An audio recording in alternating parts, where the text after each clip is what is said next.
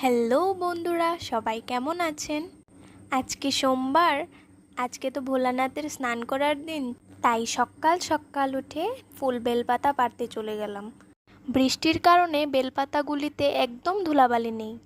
কাল রাত্র থেকে ভারী বৃষ্টি হচ্ছে আমাদের এইখানে।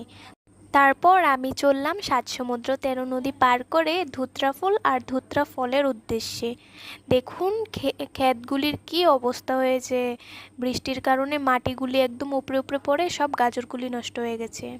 ধুত্রা ফলটা নিয়ে আমি আবার চললাম ফুলগুলি তুলতে। এটা আমার বড় মার বাড়ি। ওদের গাছে অনেকগুলি লাল ফুল হয়েছে। এইগুলি আমাদের ঘরের দুর্গাকে দিতে কাজে লাগবে। তারপর আকন্দ ফুলগুলি তুলে হঠাৎ আকাশের দিকে চেয়ে দেখি ভারী মেঘ জমেছে, আবার হয়তো বৃষ্টি আসবে। ঝটপট বাড়ির দিকে চলে গেলাম। বাড়ির গাছ থেকে কিছু ফুল পেড়ে তারপর মালা গাঁথতে শুরু করলাম। আকন্দ ফুলের মালা আমি রোজ সোমবারই শিবকে দিয়ে থাকি। তারপর আর কি সবাইকে সুন্দর করে পুজো দিয়ে দিলাম। সো আজকের জন্য এতটুকুই। দেখা হচ্ছে নেক্সট ব্লগে। টাটা, সবাই ভালো থাকবেন।